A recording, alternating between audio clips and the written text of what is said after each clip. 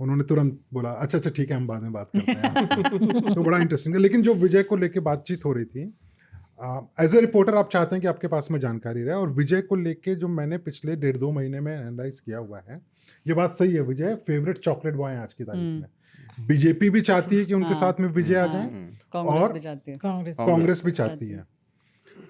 अगर वो किसी के साथ भी गए, जितना मेरा पॉलिटिकल जानकारी है, अगर वो बीजेपी AIDMK के साथ में जाते हैं तो उनकी सरकार आ जाएगी। अगर कांग्रेस के साथ चले गए तो शायद उनकी सरकार चली जाएगी, और कांग्रेस को शायद ये पता है, तभी वो DMK के साथ में इस समय नेगोशिएशन पे आ रहे हैं कि हमें पावर चाहिए या नहीं चाहिए। तो विजय इतना बड़ा फैक्टर बन के निकलेंगे इस चुनाव में, आई थिंक बहुत सारे लोगों को अंदाजा नहीं था। एक थोड़ा सा लूपहोल हो सकता है कि उनके पास में काडर नहीं है, बूथ लेवल पे वर्कर नहीं है वहां पे, लेकिन जो अपना उन्होंने करिश्मा दिखाया हुआ है, वो वोट में तब्दील होगा या नहीं होगा बात की बात है। बट आज की तारीख में सेकंड लार्जेस्ट पार्टी, कुछ किसी ने मुझे जानकारी दी 1-1.5 महीने पहले कि तमिलनाडु में अगर आज की तारीख में 1-1.5 महीने पहले इसको अगर आप लेके जाइए कि उस तारीख में अगर चुनाव होते हैं तो 32% का वोट शेयर जो था DMK अलायंस को था, 26% TVK विजय के पास में था, और 19% पे AIDMK BJP थी। तो उस वही फैक्टर है जिसकी वजह से मेरे ख्याल से कोई भी पॉलिटिकली टारगेट विजय को उस तरीके से नहीं कर रहा है जिसके साथ जैसा करना चाहिए, और विजय को भी ये पता है, इसके लिए वो किसी के साथ जा भी नहीं रहे हैं। उसको सपोर्ट कर रहे हैं सब लोग।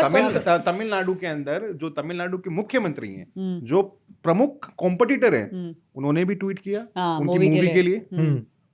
राहुल गांधी ने भी ट्वीट किया उनकी मूवी के लिए। आप कह रहे हैं कि उन पे अटैक तो बिल्कुल करना कोई अफोर्ड ही नहीं कर सकता इस वक्त। इनफैक्ट अभी जो बीजेपी की टीम गई थी वहां पे, जब करूर में जहाँ पे इंसिडेंट हुआ था, वहां का जो डेलीगेशन है, हमने उनसे बात की तो उन्होंने अपनी रिपोर्ट तो सबमिट कर दी कि क्या हुआ वहां पे, क्या क्या सर्कमस्टांसेस थे। उसमें उन्होंने विजय को बिल्कुल ब्लेम नहीं किया, कहीं पर भी किसी ने भी डायरेक्ट अटैक विजय के ऊपर नहीं किया। हम परसों एक बहुत बड़े नेता के साथ बैठे थे, तमिलनाडु के हैं नेता, और आजकल चुनाव प्रचार में लगे भी हुए हैं वो वहाँ पे तमिलनाडु में। उन्होंने ये बताया कि देखिए विजय जो है वो बहुत बड़े फैक्टर हैं। जैसे रजनीकांत आए थे, वो भी जब आए थे तो उस वक्त वो भी बहुत बड़े फैक्टर थे। कमल हसन जब आए थे वो भी बहुत बड़े फैक्टर निकल के आए। लेकिन क्या हुआ, रजनीकांत भी एक तरह से डाउन है। नहीं, रजनीकांत ने पॉलिटिकल प्लंज नहीं किया था, मतलब आने की पूरी तैयारी थी। जिस तरह से रजनीकांत पार्टी तो लॉन्च की थी, फिर वापस ले रही थी, कोई इलेक्शन नहीं लड़ा, इलेक्शन नहीं लड़ा, की थी उन्होंने। तो वैसे ही उनका ये मानना है कि ये एक वेव है, लेकिन at the end of the day जो भी इलेक्शन, जो लड़ाई होगी वो AIADMK और DMK के बीच में होगी। हाँ, Vijay could be a swinging factor, लेकिन हम लोग कोशिश कर रहे हैं, बीजेपी का ये मानना है कि हम लोग पूरी कोशिश कर रहे हैं कि किसी तरह विजय को जो है वो इस तरह लाया जाए, और इसके लिए पूरे दरवाजे खुले हैं। एक बात भी हमारी एक नेता से, बड़े सीनियर लीडर है, उन्होंने ये भी बोला कि DMK को हटाने के लिए ये बहुत ज़रूरी है कि सारे वोट्स, एंटी DMK वोट्स हैं, वो कंसोलिडेट हों, वो बटे नहीं, और अगर वो नहीं बटते हैं तभी DMK हटेगी और वहाँ पर दूसरी गवर्नमेंट कोई भी बनेगी। और विजय क्या चाहते हैं, अपनी मांग लेकर आए। और आज हम बताते रिपोर्टर सॉफ्टवेयर में कि by the end of January, यानी 31 जनवरी तक ये क्लियर हो जाएगा कि एनडीए में कौन कौन सी नई पार्टीज आ रही हैं, और क्या विजय एनडीए के साथ होंगे या नहीं होंगे। ये क्लैरिटी भी। और जो तुम बात बोल रहे थे ना, उसमें जो मुझे थोड़ा सा पता चला, एक कांग्रेस के नेता से मेरी बात हुई तमिलनाडु से रिलेटेड, उन्होंने वही बात बोली कि ये जो सोच रहे हैं ना अभी कि विजय से हाथ मिला लें, ये 2 साल पहले सोचना था, हाथ तब मिलाना था। अब अगर आप सोच रहे हो कि आप विजय को अपने साथ ले आओगे तो जो थोड़ा बहुत बचा है कांग्रेस का वो भी खत्म हो जाएगा। अच्छा ना, किसी को ना अंदाजा था नहीं विजय इतना बड़ा फैक्टर बनेंगे ना, अंदाजा था नहीं। और एज ए रिपोर्टर्स ना, मैं इस बात को स्वीकार करता हूँ, हमें भी इतना बड़ा अंदाजा था नहीं उसको। विजय के बारे में जब पता चला ना, मैंने रिसर्च करना शुरू किया, तो किसी ने मुझे बताया कि भाई देश के हाईएस्ट पेड एक्टर है वो, शाहरुख खान से भी ज्यादा 300 करोड़ रुपए लेते हैं, 250-300 करोड़ रुपए के बीच में पैसे। जीरो कितने आते हैं इसमें?